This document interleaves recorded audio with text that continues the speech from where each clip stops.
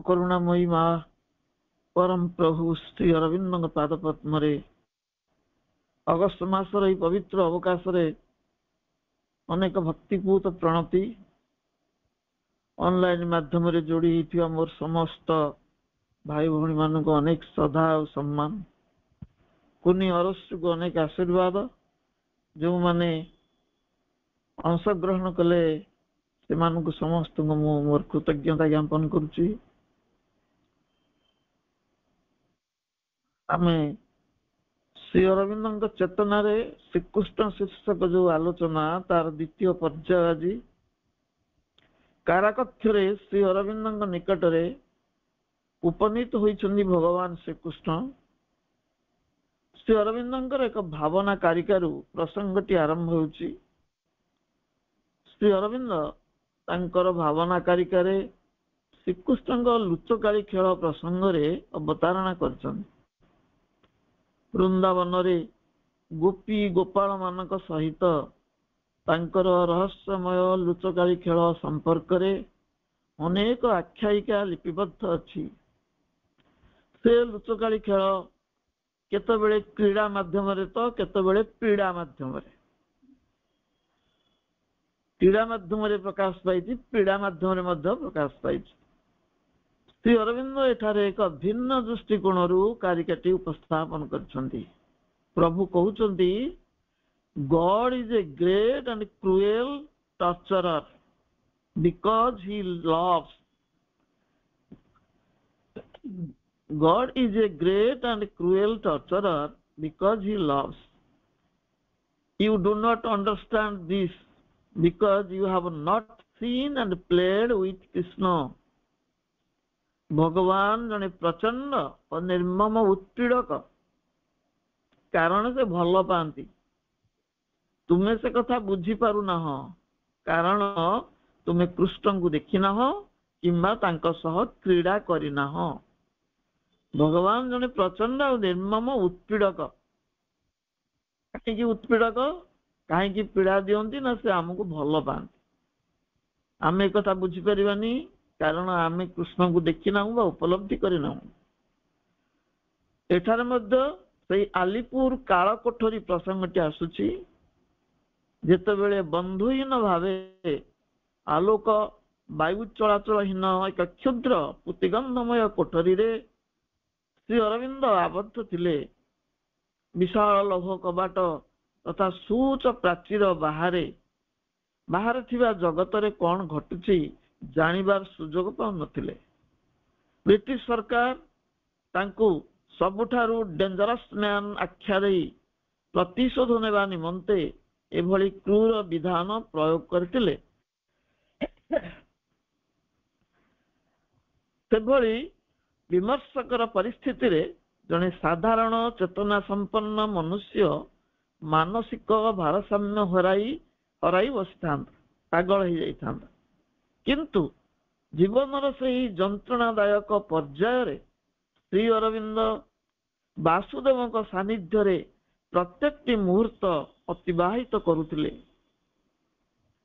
एक अनिर्वचनीय दिव्य आनंदर अनुभूति मध्य तल्लीन होई श्री अरविंद रहिथिले।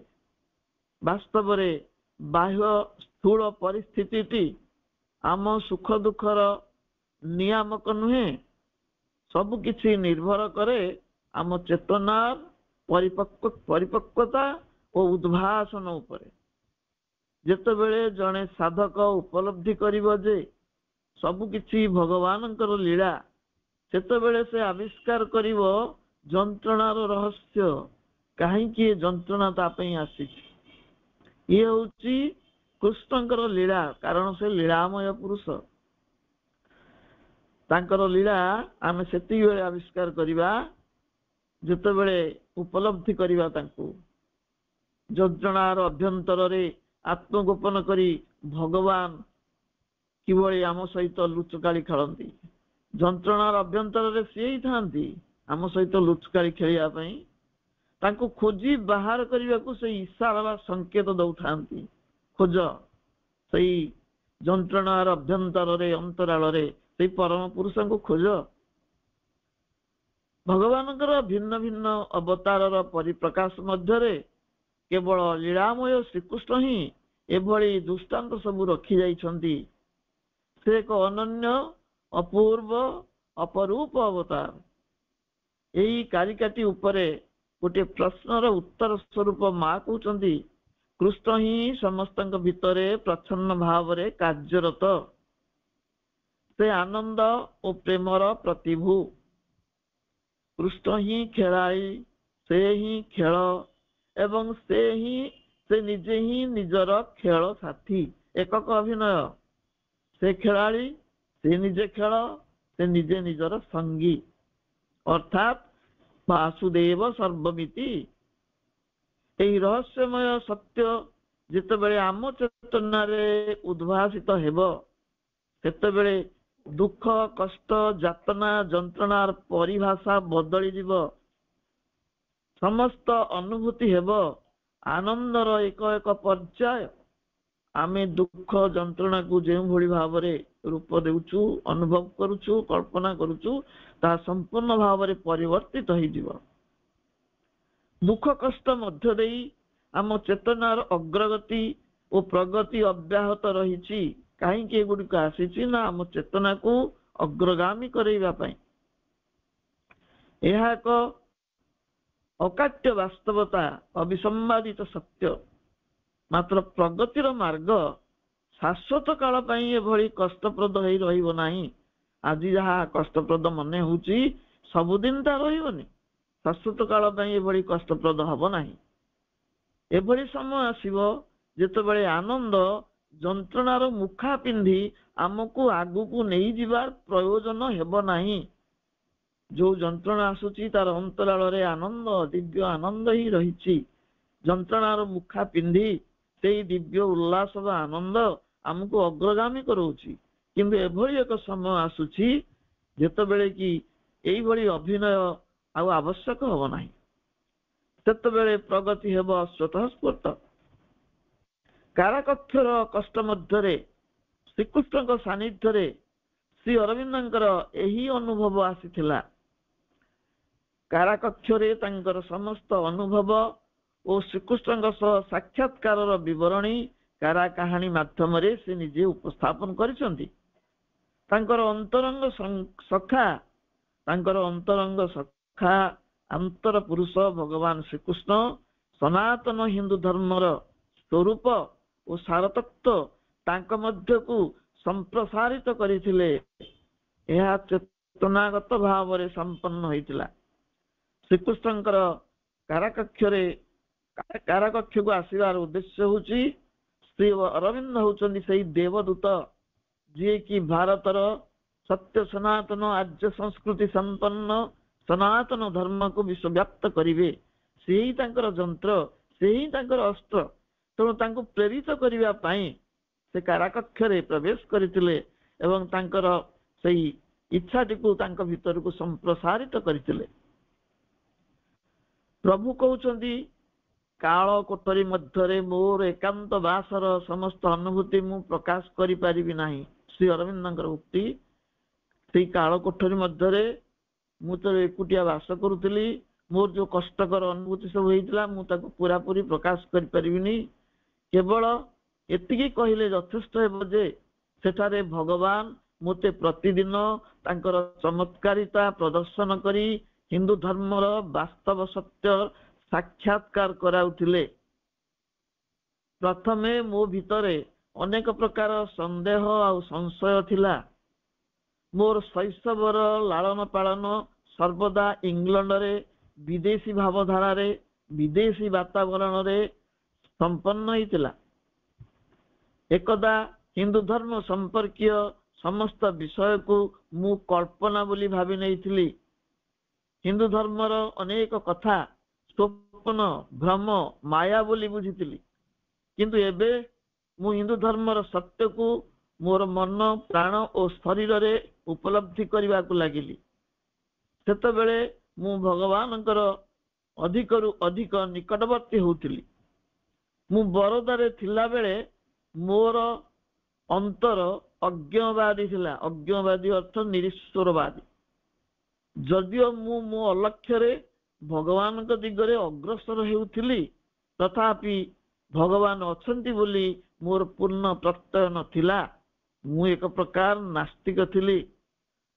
ତା ସତ୍ତ୍ୱେ ବି ମୁଁ ହିନ୍ଦୁ ଧର୍ମର ଶାସ୍ତ୍ର ତଥା ତାର ଅନ୍ତର୍ନିହିତ ସତ୍ୟ ପ୍ରତି ଆକୃଷ୍ଟ ହେଉଥିଲି। ମୁଁ ଯୋଗ ପ୍ରତି ଆକୃଷ୍ଟ ହେଲି ସେତେବେଳେ ମୁଁ ଉପଲବ୍ଧି କଲି ଶ୍ରୀକୃଷ୍ଣ ଅର୍ଜୁନଙ୍କ ଠାରୁ କଣ ଦାବି କରୁଥିଲେ। ଯୁଦ୍ଧାୟ କୃତ ନିଶ୍ଚୟ ତସ୍ମାତ୍ ସର୍ବେଷୁ କାଳେଷୁ ଯୋଗଯୁକ୍ତ ଭବାର୍ଜୁନ ଉତିଷ୍ଠତ ଜାଗ୍ରତ। ଯେଉଁମାନେ ତାଙ୍କ କାର୍ଯ୍ୟ କରିବାକୁ ଅଭିପ୍ସା କରନ୍ତି ତାଙ୍କଠାରୁ ସେ କଣ ଦାବି କରନ୍ତି? ଯାହା ସେ ଅର୍ଜୁନଙ୍କ ଠାରୁ ଦାବି କରିଥିଲେ, ଯିଏ ତାଙ୍କର ଦିବ୍ୟ କର୍ମ କରିବ ସେଇ ଦିବ୍ୟ କର୍ମୀ ଠାରୁ ସେ କଣ ଦାବି କରନ୍ତି? ସମସ୍ତ କାମନା ବାସନା ତଥା କର୍ମଫଳ ଆସକ୍ତିରୁ ମୁକ୍ତ, ସମସ୍ତ ଜିଦରୁ ମୁକ୍ତ ହୋଇ ଭଗବାନଙ୍କ ହାତରେ ଏକ ପରୋକ୍ଷ ଯନ୍ତ୍ର ପାଲଟି ଯିବା ଏବଂ ସବୁ କ୍ଷେତ୍ରରେ ସମତା ବଜାୟ ରଖି ତାଙ୍କ ଇଚ୍ଛା ଅନୁସାରେ କାର୍ଯ୍ୟ କରିବା, ଏହା ହିଁ ଦିବ୍ୟ ପରମଙ୍କର ଇଚ୍ଛା ଆଉ ଦାବି। ତାହା ହିଁ ପରମ ଇଚ୍ଛା କରନ୍ତି ଯୋଉମାନେ ତାଙ୍କର ଯନ୍ତ୍ର ହେବେ। ଯନ୍ତ୍ରଣା ସହି ସହି ସେମାନେ ଯନ୍ତ୍ର ପାଲଟିବେ। ଏହାପରେ ବାସୁଦେବ ସର୍ବମିତି ଏବଂ ସର୍ବ ଖଲିଦଂ ବ୍ରହ୍ମର ଉପଲବ୍ଧି ଶ୍ରୀ ଅରବିନ୍ଦଙ୍କର ଆସିଛି। ପରମଙ୍କ ଇଚ୍ଛାରେ କାରାମୁକ୍ତ ହୋଇ ସେ ପଣ୍ଡିଚେରୀ ଯାତ୍ରା କରି ସେଠାରେ ସାଧନା ବଳରେ ଅଧିମାନସ ସିଦ୍ଧି ମାଧ୍ୟମରେ ଶ୍ରୀକୃଷ୍ଣଙ୍କ ଚେତନାକୁ ପ୍ରାପ୍ତ କଲେ। ସର୍ବପ୍ରଥମେ ଯୋଉ ଅଧିମାନସ ସିଦ୍ଧି ତାଙ୍କର ହେଲା, ଶ୍ରୀକୃଷ୍ଣଙ୍କର ସେ ଆନନ୍ଦମୟ ଚେତନା ଅବତରଣ କଲା ସିଦ୍ଧି ଦିବସରେ। ଶ୍ରୀକୃଷ୍ଣଙ୍କର ଆନନ୍ଦମୟ ଚେତନା ପ୍ରତ୍ୟାବର୍ତ୍ତନ କରି ଯାଇଥିଲା ତାଙ୍କ ସହିତ। ଯେହେତୁ ପାର୍ଥିବ ପ୍ରକୃତି ପ୍ରସ୍ତୁତ ହେଇନଥିଲା ସେ ଅଧିମାନସ ଆନନ୍ଦର ଚାପକୁ ସହିବା ପାଇଁ, କାରଣ ଆନନ୍ଦର ଚାପ ସହିବା ଏତେ ସହଜ ନୁହଁ, ପୃଥିବୀ ଚୂର୍ଣ୍ଣ ବିଚୂର୍ଣ୍ଣ ହେଇଯାଇଥାନ୍ତା। ସେଥିପାଇଁ ମଙ୍ଗଳମୟ ଭଗବାନ ତାଙ୍କ ସହିତ ନିଜର ସେ ଶକ୍ତିକୁ ପ୍ରତ୍ୟାହାର କରି ନେଇଥିଲେ। କିନ୍ତୁ ସେହି ଚେତନା ପାର୍ଥିବ ପ୍ରକୃତିରେ ପ୍ରତିଷ୍ଠିତ ନହେଲେ ପରବର୍ତ୍ତୀ ଚେତନାର ଅବତରଣ ସମ୍ଭବ ନୁହେଁ। ପ୍ରଭୁଙ୍କର ନିର୍ଦ୍ଦେଶ ଥିଲା, ଶ୍ରୀକୃଷ୍ଣଙ୍କର ନିର୍ଦ୍ଦେଶ ଥିଲା ତାଙ୍କୁ ସେଇ କାର୍ଯ୍ୟ କରିବା ପାଇଁ। ସେହି ଚେତନାକୁ ପାର୍ଥିବ ପ୍ରକୃତିରେ ସେ ସ୍ଥାୟୀ ଭାବରେ ପ୍ରତିଷ୍ଠା କଲେ। ଗୀତା ନିବନ୍ଧ ମାଳାରେ ସେ ଶ୍ରୀକୃଷ୍ଣଙ୍କୁ ଦିବ୍ୟ ଗୁରୁ ଭାବରେ ଉପସ୍ଥାପନ କରିଛନ୍ତି। ଗୀତା ନିବନ୍ଧ ମାଳା ରଚନା କରିଛନ୍ତି ପ୍ରଭୁ, ସେଥିରେ ସେ ଶ୍ରୀକୃଷ୍ଣଙ୍କୁ ଦିବ୍ୟ ଗୁରୁ ଭାବରେ ଉପସ୍ଥାପନ କରିଛନ୍ତି। ସେଇ ଦିବ୍ୟ ଗୁରୁଙ୍କ ପ୍ରେରଣାରେ ତାଙ୍କ ପାଇଁ ଯୋଗର ପରିଭାଷା ବଦଳିଗଲା। ନିର୍ଜନ ସ୍ଥାନରେ ନୀରବରେ ଯୋଗ ଧ୍ୟାନ କରିବା ଅପେକ୍ଷା ଜୀବନର ଯୁଦ୍ଧ କ୍ଷେତ୍ରରେ ସଂଗ୍ରାମୀ ବୀର ଭାବେ ସଂଘର୍ଷ କରିବା ହିଁ ଯୋଗର ଯଥାର୍ଥ ଯୋଗ ବା ଯୋଗର ଯଥାର୍ଥ ପରିଭାଷା। ପ୍ରାଚୀନ କାଳର ଯୋଉ ଯୋଗ, ନିର୍ଜନ ବନଭୂମିରେ ନିକାଞ୍ଚନ ସ୍ଥାନରେ ଧ୍ୟାନମଗ୍ନ ହେଇ ରହିବା, ସଂସାର ପ୍ରତି ବିତସ୍ପୃହ ହୋଇ, ଏ ଯୋଗର ପରିଭାଷା ସେଇଆ ନଥିଲା। ଜୀବନ ସଂଘର୍ଷମୟ। ସେଇ ସଂଘର୍ଷମୟ ଜୀବନ କ୍ଷେତ୍ରରେ, ଜୀବନର ଯୁଦ୍ଧ କ୍ଷେତ୍ରରେ ଜଣକୁ ସଂଗ୍ରାମୀ ବୀର ଭାବେ ସଂଘର୍ଷ କରିବାକୁ ପଡିବ। ତାହା ହିଁ ଯଥାର୍ଥ ଯୋଗ। ଶ୍ରୀମଦ୍ ଭଗବତ ଗୀତାର ପ୍ରଥମ ଶ୍ଲୋକଟି ଥିଲା ସମଗ୍ର ଗୀତାର ଏକ ମୁଖଶାଳା ସଦୃଶ। ଏକ ଭୟଙ୍କର ଯୁଦ୍ଧ ପୂର୍ବରୁ ସମର ଭୂମିରେ ସମବେତ ହୋଇଛନ୍ତି କୌରବ ଓ ପାଣ୍ଡବ ଭ୍ରାତାଗଣ। ଜନ୍ମାନ୍ଧ ଧୃତରାଷ୍ଟ୍ର ପ୍ରଶ୍ନ କରୁଛନ୍ତି ଦିବ୍ୟ ଦ୍ରଷ୍ଟା ସଞ୍ଜୟଙ୍କୁ ଯୁଦ୍ଧ କ୍ଷେତ୍ରର ଦୃଶ୍ୟ ସମ୍ପର୍କରେ। ସେ ତାଙ୍କର ପୁତ୍ରମାନଙ୍କ ପାଇଁ ବିଶେଷ ଚିନ୍ତିତ, କାରଣ ଧୃତରାଷ୍ଟ୍ର କେବଳ ଜନ୍ମାନ୍ଧ ନଥିଲେ, ପୁତ୍ର ମୋହରେ ଅନ୍ଧ ଥିଲେ। ସେ ମୋହାନ୍ଧ, କାମାନ୍ଧ ଏବଂ ଜ୍ଞାନାନ୍ଧ ଥିଲେ। ତାଙ୍କର ପ୍ରଶ୍ନ ଥିଲା, ଧର୍ମକ୍ଷେତ୍ରେ କୁରୁକ୍ଷେତ୍ରେ ସମବେତା ଯୁଧିଷ୍ଠିର ମାମକା ପାଣ୍ଡବାଶ୍ଚୈବ କିମ କୁର୍ବତ ସଞ୍ଜୟ। ଇଏ ଭଗବତ ଗୀତାର ଆଦ୍ୟ ଶ୍ଲୋକ। ଆର ପ୍ରଥମ ଧାଡି ବା ପ୍ରଥମ ପାଦ ହଉଛି ଏକ ରହସ୍ୟର ଗନ୍ତାଘର। ଏହାର ତାତ୍ପର୍ଯ୍ୟ ହଉଛି ସାଧାରଣ ତାତ୍ପର୍ଯ୍ୟ, ଆକ୍ଷରିକ ତାତ୍ପର୍ଯ୍ୟ धर्म क्षेत्रे कुरुक्षेत्र रे युद्धाभिलाषी मोर पुत्र ओ पंडुपुत्र गण कौन करुछंती एला प्रश्नर तात्पर्य। शोकर एई प्रथम पादरे एक रहस्यमय तात्विक अर्थ निहित अछि। कुरुक्षेत्र शब्दटीर तात्पर्य होउची क्रू धातु निष्पन्न कर्म क्षेत्र। क्रू माने करिवा, सेथुरु निष्पन्न होइची कुरुक्षेत्र। तेणु कुरुक्षेत्र अर्थ होउची कर्म क्षेत्र। पार्थिव जगत रे प्रत्येक व्यक्तिर जीवन क्षेत्र होउची कुरुक्षेत्र माने कर्मर क्षेत्र, कर्ममय जीवन। एक संघर्षमय कर्म क्षेत्र व्यक्तिर जीवन। तो समग्र जीवन होउची एक संघर्षमय कर्म क्षेत्र, जेउटी व्यक्ति जी रहिबा पई अहरह युद्धरत संग्रामरत। Struggle for existence, struggle for existence जीवन संग्राम। यार निर्णायक तात्पर्य हला हेउची all life is yoga, all life is struggle, all life is yoga. Shri Arvind कहले ऑल लाइफ इज स्ट्रगल, कारण योग होउची स्ट्रगल। कर्ममय जीवन रे कर्म ही योग एवं योग होउची युद्ध। यथार्थ चेतना रे कर्म संपादन कले जीवनर धर्म पालित हुए। सेतिपई धर्मक्षेत्र शब्दटी मध्य प्रयोग होइछि धर्म क्षेत्रे कुरुक्षेत्रे। यथार्थ चेतना रे कर्म साधना करिवार क्षेत्र होउछि आ मनुष्य जीवनर क्षेत्र, जीवनर परिसर।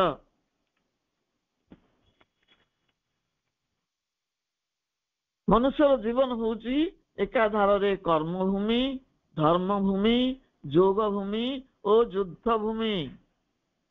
मनुष्यर जीवन जीवन को आम कौ दृष्टि देखु जानू, कारण जीवन तो आम पाराडॉक्स। से हूँ एकाधार रे कर्मभूमि, कर्म माध्यम धर्म संस्थापन धर्मभूमि, योगभूमि एवं युद्धभूमि। योगेश्वर प्रेरणा रे योगीराज प्रतिष्ठा कले पूर्ण योग। कर्म ज्ञान भक्तिर भित्ति उपरे शक्ति योगर संस्थापन पूर्ण योगर परिभाषा। भगवान श्रीकृष्ण 18टी योग भितर जो सार योग 3टी थिला, कर्म ज्ञान भक्ति, ता सहित संयोग कले श्री अरविंद शक्ति योग। कारण शक्ति बिना प्रत्येक योग अर्थहीन। कौन सी योग करा जाई पारियो नहीं बिना शक्ति रे। तेणु शक्तिर आवाहन से कले, शक्ति योग संस्थापन करी कले, जहा फल रे योग पूर्णता प्राप्त हुई पूर्ण योग रे रूपायित हैला। तस्मात् सर्वेषु कालेषु योगयुक्त भवार्जुन। भगवान श्रीकृष्णଙ୍କର यही बाणी प्रेरित कला प्रभु को समग्र जीवन को योगयुक्त करिवा पई। एही बाणीटी तस्मात् सर्वेषु कालेषु योगयुक्त भवार्जुन। जीवनर प्रतिटी मुहूर्त होची योगमय। एही बाणी प्रेरित करिथिला प्रभु को।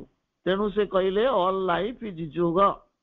जीवनर प्रतिटी मुहूर्त योग लग्न। ऑल लाइफ इज योग is a terse expression by Sri Aurobindo. Yoga is a slow and steady awakening. Yoga होउचे एक दृढ़ अथच धीर जागरण। दृढ़ अथच धीर जागरण। This subtle evolution is an eternal justice of the cosmos. A spiritual living, possibly revealing the secrecy of happiness. Sri Aurobindo Vani.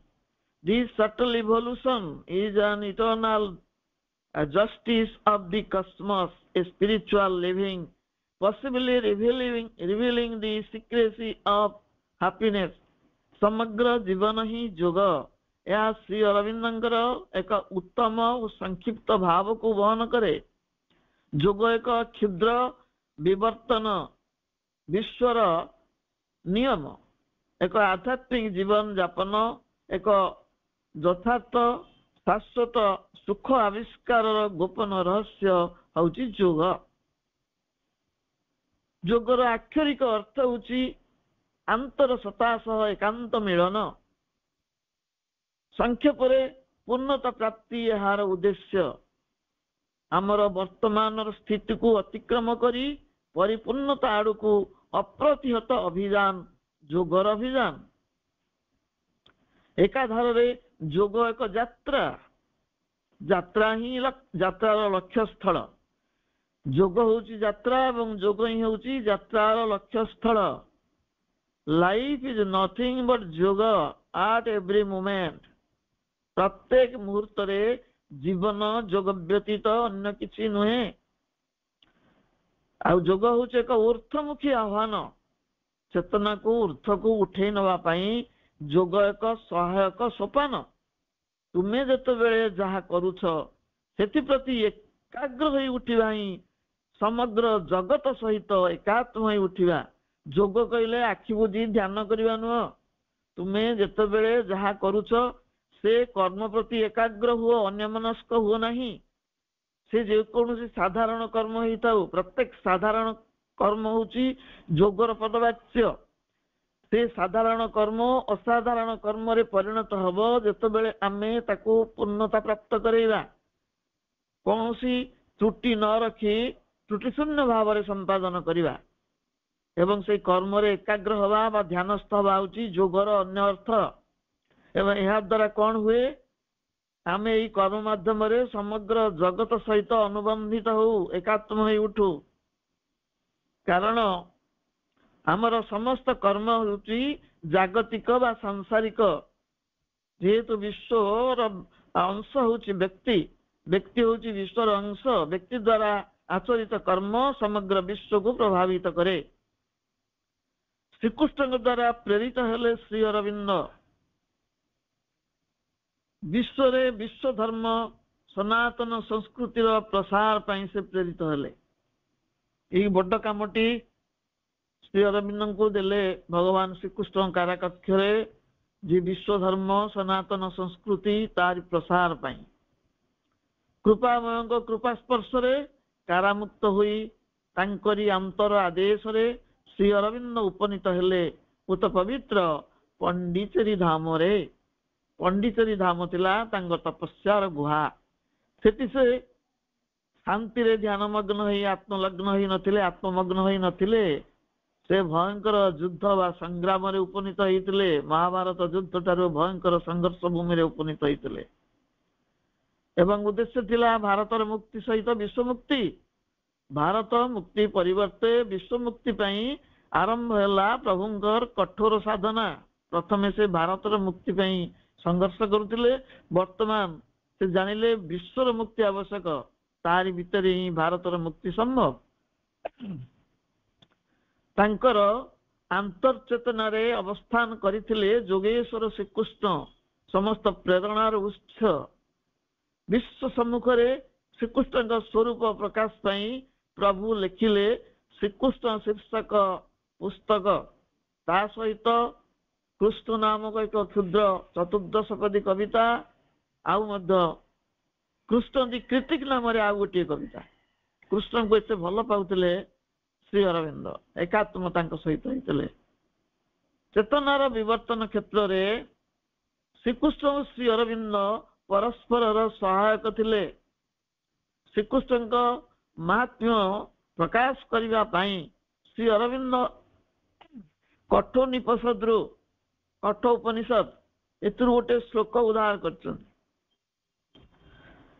ଶ୍ଲୋକଟି ହେଉଛି ନାୟମାତ୍ମା ତାବତେନ ଲଭ୍ୟୋ ନ ମେଧୟା ନ ବହୁଧା ଶ୍ରୁତେନ ୟମେ Bais ବୃଣୁତେନ ଲଭ୍ୟ ସ୍ତ sauce. ଟିକେ line ଚାଲିଯାଇଛି, କଣ ହାତ ଅଛ?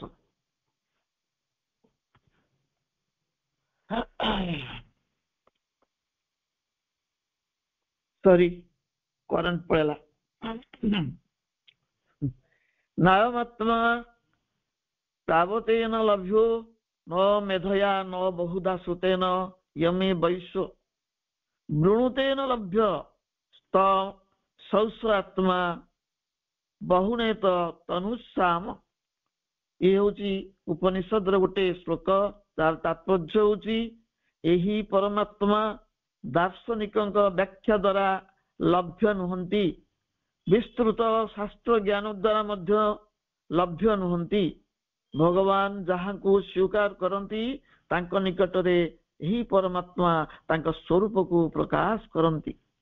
ଆମେ ଯେତେ ଶାସ୍ତ୍ର ପଢିଲେ ମଧ୍ୟ, ଯେତେ ଦାର୍ଶନିକ ବ୍ୟାଖ୍ୟା କଲେ ମଧ୍ୟ, ଯେତେ ପ୍ରବଚନ ଶୁଣିଲେ ମଧ୍ୟ, ଯେତେ ଦିଅ ଦର୍ଶନ କଲେ ମଧ୍ୟ ଭଗବାନଙ୍କ ସ୍ୱରୂପକୁ ଆବିଷ୍କାର କରିପାରିବା ନାହିଁ ଯଦି ସେ ଇଚ୍ଛାମୟ ନିଜେ ନିଜେ ନିଜର ସ୍ୱରୂପକୁ ବ୍ୟକ୍ତ ନ କରନ୍ତି। ବଂଶୀଧାରୀ ଶ୍ରୀକୃଷ୍ଣ ଏକ ଦିବ୍ୟ ଆନନ୍ଦ ମଧ୍ୟରୁ ବିଶ୍ୱଲୀଳା କ୍ଷେତ୍ରକୁ ଅବତରି ଆସିଥିଲେ।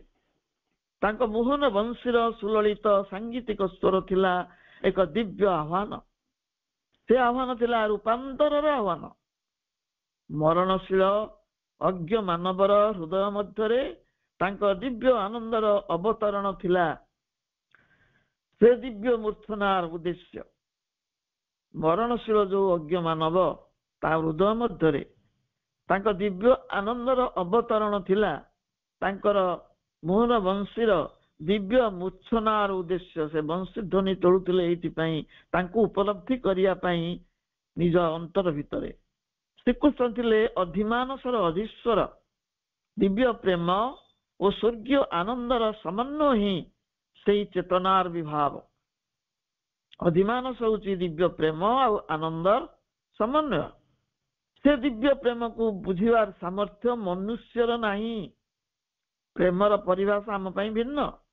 ମାନୁଷୀ ପ୍ରେମ ହେଉଛି ସତ୍ୟମୂଳକ, ପ୍ରେମାସ୍ପଦକୁ ଅଧିକାର କରିବାର ପ୍ରବୃତ୍ତି। ପ୍ରେମ ନିକଟରେ କିପରି ନିଜକୁ ସମର୍ପି ଦେବାକୁ ହୁଏ ତାହା ରୂପାୟିତ ହେଇଛି ରାଧାକୃଷ୍ଣଙ୍କର ଅପାର୍ଥିବ ଅପ୍ରାକୃତ ପ୍ରେମ ମାଧ୍ୟମରେ। ପ୍ରେମ ନିକଟରେ ପ୍ରେମ କେମିତି ସମର୍ପଣ ଲୋଡ଼େ, ପରସ୍ପର ନିକଟରେ କିଭଳି ସମର୍ପିତ ହୁଅନ୍ତି ତାହା ହେଉଛି ପ୍ରେମର ବିଶେଷ ଲକ୍ଷଣ ବା ବିଲକ୍ଷଣ କୁହାଯାଇପାରେ। ଭକ୍ତ କବି ଜୟଦେବଙ୍କ ଗୀତ ଗୋବିନ୍ଦର ଶେଷ ପାଦ ପୂରଣ କରିଥିଲେ ସ୍ୱୟଂ ଶ୍ରୀକୃଷ୍ଣ। ଗୀତ ଗୋବିନ୍ଦର ଯୋଉ ଶେଷ ପାଦ ସ୍ୱୟଂ ଶ୍ରୀକୃଷ୍ଣ, ଯାହାକୁ ଜୟଦେବ ସାହସ କଲେ ନାହିଁ ଉଲ୍ଲେଖ କରିବା ପାଇଁ, ସ୍ୱୟଂ ଶ୍ରୀକୃଷ୍ଣ ଜୟଦେବଙ୍କ ବେଶରେ ତାକୁ ପୂରଣ କରିଥିଲେ। ସ୍ମର ଗରଳ ଖଣ୍ଡନମ ମମ ଶିରସି ମଣ୍ଡନମ ଦେହି ପଦ ପଲ୍ଲବ ମୁଦାରମ। ସ୍ମର ଗରଳ ଖଣ୍ଡନମ ମମ ଶିରସି ମଣ୍ଡନମ ଦେହି ପଦ ପଲ୍ଲବ ମୁଦାରମ। ତାତ୍ପର୍ଯ୍ୟ, କନ୍ଦର୍ପ ଦର୍ପ ଦଳନକାରୀ ସେଇ ସୁକୋମଳ ପଦ ପଲ୍ଲବ ମୋର ମସ୍ତକ ମଣ୍ଡନ କରୁ। ଶ୍ରୀକୃଷ୍ଣ କହୁଛନ୍ତି ରାଧାଙ୍କ ପାଦକୁ ଉଲ୍ଲେଖ କରି, ଯେ ହଉଛି କନ୍ଦର୍ପ ଦର୍ପକୁ ଦଳନକାରୀ ସେଇ ସୁକୋମଳ ପଦ ପଲ୍ଲବ ମୋର ମସ୍ତକ ମଣ୍ଡନ କରୁ। ପରମ ପ୍ରେମିକ ଶ୍ରୀକୃଷ୍ଣ ତାଙ୍କ ହ୍ଲାଦିନୀ ଶକ୍ତି ଶ୍ରୀରାଧାଙ୍କ ଚରଣରେ ନିଜକୁ ସମର୍ପି ଦଉଛନ୍ତି। ଏ ସମର୍ପଣର ପରିଭାଷା। ଦିବ୍ୟ ପ୍ରେମର ବିଶେଷ ଲକ୍ଷଣ ହେଉଛି ସମର୍ପଣ। ସମର୍ପଣ ବିନା ଦିବ୍ୟ ପ୍ରେମ ଅପୂର୍ଣ୍ଣ। ସେହିପରି ଦିବ୍ୟ ପ୍ରେମ, ପରିପୂର୍ଣ୍ଣ ଆନନ୍ଦ, ଆତ୍ମୋତ୍ସର୍ଗ, ଆତ୍ମଦାନ, ପୂର୍ଣ୍ଣ ସମର୍ପଣର ପରିଭାଷା। ଏହା ପରିସ୍ଫୁଟ ହୁଏ ରାଧାସ ପ୍ରେୟାର ମାଧ୍ୟମରେ।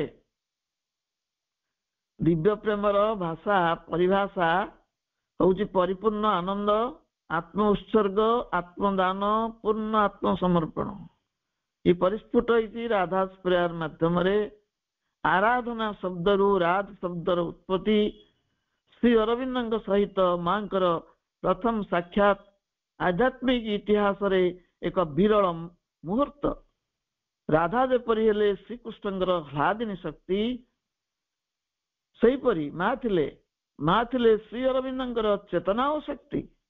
ମା ଏତେ ଦିନ ଧରି ଯାହାଙ୍କୁ କୃଷ୍ଣ ବୋଲି ବିବେଚନା କରିଥିଲେ, ପରିଶେଷରେ ତାଙ୍କର ପ୍ରତ୍ୟକ୍ଷ ଦର୍ଶନ ପାଇଲେ। ଇଏ ହେଉଛନ୍ତି ସେଇ ଚିର ପ୍ରତୀକ୍ଷିତ, ଚିର ଅଭିଳଷିତ, ଆକାଂକ୍ଷିତ, ଦିବ୍ୟ ଦୁର୍ଲଭ ପୁରୁଷୋତ୍ତମ। ଏ ଅନୁଭୂତି ଆସିଲା ମାଙ୍କର ଶ୍ରୀ ଅରବିନ୍ଦଙ୍କୁ ଦର୍ଶନ କରିବା ସମୟରେ। ଚିତ୍ତବୃତ୍ତି ଗଲା ମହାଭାବେ ବୁଡ଼ି। ଏହା ହିଁ ଦିବ୍ୟ ପ୍ରେମ ଓ ପରିପୂର୍ଣ୍ଣ ସମର୍ପଣର ହଉଛି ସନ୍ଦେଶ। ଏହି ଅନନ୍ୟ ପ୍ରେମର ମଧୁର ଆସ୍ୱାଦନ ପ୍ରାପ୍ତ କରିଛନ୍ତି ଗୋପାଙ୍ଗନା ମାନେ। ଏଭଳି ଗୋଟେ ଅନନ୍ୟ ପ୍ରେମର ମଧୁର ଆସ୍ୱାଦନ ପ୍ରାପ୍ତ କରିଛନ୍ତି ଗୋପାଙ୍ଗନା ମାନେ। ଏହି ସମ୍ପର୍କରେ ଶ୍ରୀ ଅରବିନ୍ଦ ଉଲ୍ଲେଖ କରିଛନ୍ତି, ଗୋପୀମାନଙ୍କର ବସ୍ତ୍ରହରଣ ଉପାଖ୍ୟାନଟିକୁ ଜଗତ ଯେଉଁ ଦୃଷ୍ଟିରେ ଦେଖେ ତାହା ଏକ ବାହ୍ୟ ଉଦ୍ଭାସନ ମାତ୍ର। ଏହାର ପଶ୍ଚାତରେ ଏକ ନିଗୂଢ ରହସ୍ୟ ରହିଛି। ତ୍ରେତୟା ଯୁଗର ତପସ୍ୱୀ ମାନେ ବନଚାରୀ ଶ୍ରୀରାମଙ୍କ ରୂପରେ ମୁଗ୍ଧ ହୋଇ ତାଙ୍କ ସହ ଆତ୍ମିକ ମିଳନ ଆସ୍ପୃହା କରିଥିଲେ। ପରମଙ୍କ ପାଖରେ କୌଣସି ଆନ୍ତରିକ ପ୍ରାର୍ଥନା ନିଷ୍ଫଳ ହୁଏ ନାହିଁ। ସେମାନେ ପରବର୍ତ୍ତୀ ଦ୍ୱାପର ଯୁଗରେ ଗୋପୀ ଭାବରେ ବୃନ୍ଦାବନରେ ରାସଲୀଳା ପାଇଁ ଅବତୀର୍ଣ୍ଣ ହେଇଥିଲେ। ବସ୍ତ୍ରହରଣର ତାତ୍ପର୍ଯ୍ୟ ଥିଲା ଆତ୍ମାକୁ ଆବୃତ କରି ରଖିଥିବା ପରସ୍ତ ଆବରଣକୁ ଉନ୍ମୋଚନ ନ କଲେ ପରମ ଚେତନାଙ୍କ ସହ ଆତ୍ମାର ମିଳନ ସମ୍ଭବ ନୁହେଁ। ଆମେ ଯୋଉମାନେ ବସ୍ତ୍ରହରଣ ସମ୍ପର୍କରେ ଆଲୋଚନା କରୁ ତାକୁ ଏକ ନିମ୍ନ ମାନର ମୂଲ୍ୟ ଦଉ, ଯେ ଭଗବାନ ଶ୍ରୀକୃଷ୍ଣଙ୍କୁ କିଭଳି ଦୃଷ୍ଟିରେ ଆମେ ଦେଖୁ ସେତେବେଳେ ସମସ୍ତେ ଜାଣନ୍ତି। କିନ୍ତୁ ତା ଭିତରେ ଏଇ ଯୋଉ ରହସ୍ୟଟି ରହିଛି ଯେ ଆବରଣ ମୁକ୍ତ ନହେଲା ପର୍ଯ୍ୟନ୍ତ ତୁମେ ପରମାତ୍ମାଙ୍କ ସହିତ ମିଳିତ ହେଇପାରିବ ନାହିଁ ବା ତୁମ ଆତ୍ମାର ମିଳନ ସଂଗଠିତ ହବ ନାହିଁ। ଇଏ ବସ୍ତ୍ର, ବାହ୍ୟ ବସ୍ତ୍ର କେବଳ ନୁହଁ, ମନ ପ୍ରାଣ ଶରୀର ମଧ୍ୟ ଆମର ଆବରଣ। ତାକୁ ଉନ୍ମୁକ୍ତ ନ କରିବା ପର୍ଯ୍ୟନ୍ତ ଆତ୍ମାଙ୍କର ପରମାତ୍ମାଙ୍କ ସହିତ ମିଳନ ସମ୍ଭବ ନୁହେଁ। ଏଇ ବାର୍ତ୍ତା ହଉଛି ଗୋପୀମାନଙ୍କର ବସ୍ତ୍ର ହରଣର ରହସ୍ୟ। ଆମେ ତାକୁ ବୁଝିପାରି ନାହୁଁ ଏପର୍ଯ୍ୟନ୍ତ। ଆତ୍ମାକୁ ଆବୃତ କରି ରଖିଥିବା ପରସ୍ତ ଆବରଣକୁ ଉନ୍ମୋଚନ ନ କଲେ ପରମ ଚେତନାଙ୍କ ସହ ଆତ୍ମାର ମିଳନ ସମ୍ଭବ ନୁହେଁ। ଭଗବାନ ଶ୍ରୀକୃଷ୍ଣଙ୍କ ଚେତନାର ଉପଲବ୍ଧି ସମ୍ପର୍କରେ ପ୍ରଭୁ କହୁଛନ୍ତି,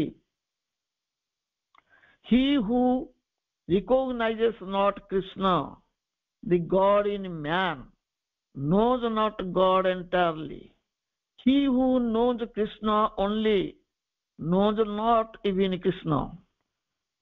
He who recognizes not Krishna, the God in man, knows not God entirely. He who knows Krishna only knows not even Krishna.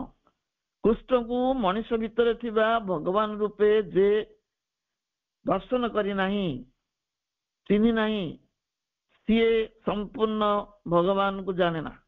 କୃଷ୍ଣଙ୍କୁ ମଣିଷ ଭିତରେ ଯିଏ ଆବିଷ୍କାର କରିନି ସେ ଭଗବାନଙ୍କୁ ବି ଆବିଷ୍କାର କରିନି। ଯିଏ କେବଳ ମାତ୍ର କୃଷ୍ଣକୁ ହିଁ ଜାଣେ ସେ କୃଷ୍ଣକୁ ଜାଣିପାରେ ନା। ଯିଏ କୃଷ୍ଣଙ୍କୁ କେବଳ ଜାଣେ ସେ କୃଷ୍ଣଙ୍କୁ ଜାଣିପାରେ ନା। Yet is the opposite truth also wholly true, that if thou canst see all God in a little pale, unsightly and scentless flower, then hast thou hold of his supreme reality. Sri Aurobindankara Vani, yet is the opposite truth also wholly true, that if thou canst see all God in a little pale, unsightly and scentless flower, then hast thou hold of his supreme reality. ବିପରୀତ ସତ୍ୟ ବି ପୂର୍ଣ୍ଣ ତ ଠିକ, ଯେ ତୁମେ ଯଦି ବିବର୍ଣ୍ଣ ଶ୍ରୀହୀନ ସୁବାସହୀନ ଟିକି ଫୁଲଟିଏ ଭିତରେ ସମଗ୍ର ଭଗବାନଙ୍କୁ ଦେଖିପାରିବ, ତେବେ ତୁମେ ତାଙ୍କ ପରମ ବାସ୍ତବ ସ୍ୱରୂପ ଧରି ପାରିଛ ବୋଲି ବୁଝିବ। ଛୋଟ ଫୁଲ ଭିତରେ ମଧ୍ୟ ସେ ଆତ୍ମପ୍ରକାଶ କରନ୍ତି।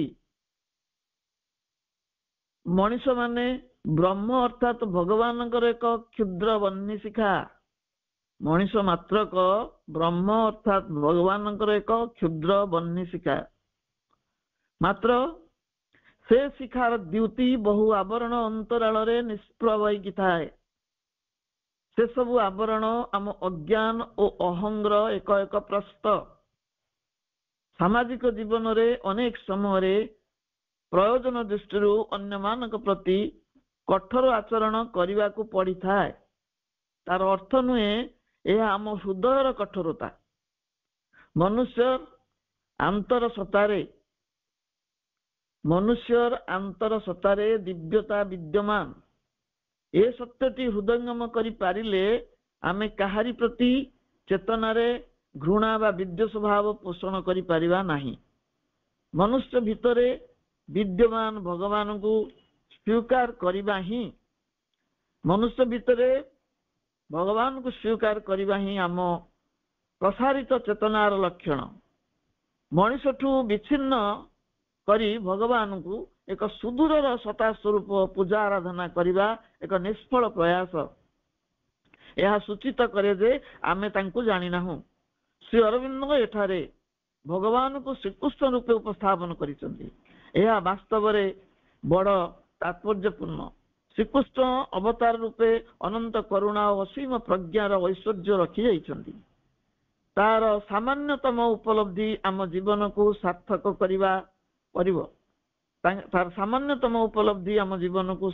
କରିବ।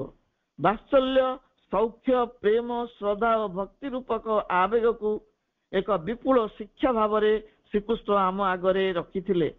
ଶ୍ରୀକୃଷ୍ଣ ଭଗବାନ ତାଙ୍କ ଭାଗବତ ବିଭାବର ଅନ୍ତର୍ଭୁକ୍ତ ସମସ୍ତ ସୃଷ୍ଟି। ସେ ହେଉଛନ୍ତି ଭଗବାନ, ତାଙ୍କ ଭାଗବତ ବିଭାବର ଅନ୍ତର୍ଭୁକ୍ତ ଏ ସମଗ୍ର ସୃଷ୍ଟିର ପ୍ରତ୍ୟେକ ଜୀବ ବା ଜଳ ସତ୍ତା ତାଙ୍କରି ପ୍ରତିଫଳନ ମାତ୍ର। ପ୍ରତିଫଳିତ ସୃଷ୍ଟି ମଧ୍ୟରେ ସେ କିନ୍ତୁ ସୀମାବଦ୍ଧ ନୁହନ୍ତି। ଶ୍ରୀ ଅରବିନ୍ଦ କ୍ଷୁଦ୍ରାଦପି କ୍ଷୁଦ୍ର ଏକ ଫୁଲର ଦୃଷ୍ଟାନ୍ତ ଦେଇଛନ୍ତି। ସ୍ରଷ୍ଟାଙ୍କ ଦ୍ୱାରା ଆଦିଷ୍ଟ ସମସ୍ତ ବିଶ୍ୱ ଦେବତା ସେଇ ତାର ପ୍ରସ୍ଫୁଟନରେ ସାହାଯ୍ୟ କରିଛନ୍ତି। ଛୋଟ ଫୁଲଟି ଫୁଟିବାରେ ସାହାଯ୍ୟ କରିଛନ୍ତି। ଧରିତ୍ରୀ ମାତାଙ୍କ ବକ୍ଷ ଉପରେ ପ୍ରସ୍ଫୁଟିତ ପୁଷ୍ପଟିକୁ ସାହାଯ୍ୟ କରିଛନ୍ତି ସୂର୍ଯ୍ୟ ଦେବତା, ଜଳ ଦେବତା ତଥା ପବନ ଦେବତା। ଏ ସମସ୍ତ ଭଗବାନଙ୍କ ଶକ୍ତିର କ୍ରିୟା। ସସୀମ କ୍ଷୁଦ୍ର ପୁଷ୍ପଟି ଅସୀମ ବିଶାଳ ଶକ୍ତି ସବୁର ପ୍ରତୀକ। ଭଗବାନ ହିଁ ସେଇ ଅସୀମତା। ସେଇ ଅସୀମକୁ ସସୀମ ଦେବାଦେବୀ ମୂର୍ତ୍ତି ଭିତରେ ନ ଦେଖି କ୍ଷୁଦ୍ର ଫୁଲଟିଏ ଭିତରେ ଉପଲବ୍ଧି କରିବା ସେତେବେଳେ ସୌନ୍ଦର୍ଯ୍ୟ ଆନନ୍ଦର ଉତ୍ସ ଭଗବାନ ଶ୍ରୀକୃଷ୍ଣଙ୍କୁ ଦର୍ଶନ କରିପାରିବା। ଅଧିମାନସର ଅବତରଣ ପରେ ଶ୍ରୀ ଅରବିନ୍ଦ 1935 ମସିହା ଅକ୍ଟୋବର ମାସରେ ଉଲ୍ଲେଖ କଲେ 1926 ନଭେମ୍ବର 24 ତାରିଖରେ ସ୍ୱୟଂ ଶ୍ରୀକୃଷ୍ଣ ହିଁ ଅବତରଣ କରିଥିଲେ ଭୌତିକ ଜଗତକୁ। ପ୍ରେମମୟ ଆନନ୍ଦମୟ ଶ୍ରୀକୃଷ୍ଣ ହିଁ ବିବର୍ତ୍ତନର ସହାୟତା କରୁଛନ୍ତି। A wide God knowledge poured down from above, a new world knowledge burdened from within, the human in him paced with the divine. ବିଶାଳ ଈଶ୍ୱର ଜ୍ଞାନ ଗଙ୍ଗା ଝରିଲା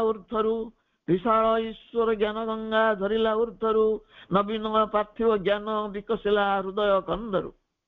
ନେଲା ତାଙ୍କ ମାନବତା ଦେବତାର ଦ୍ରୁତ ପଦକ୍ଷେପ।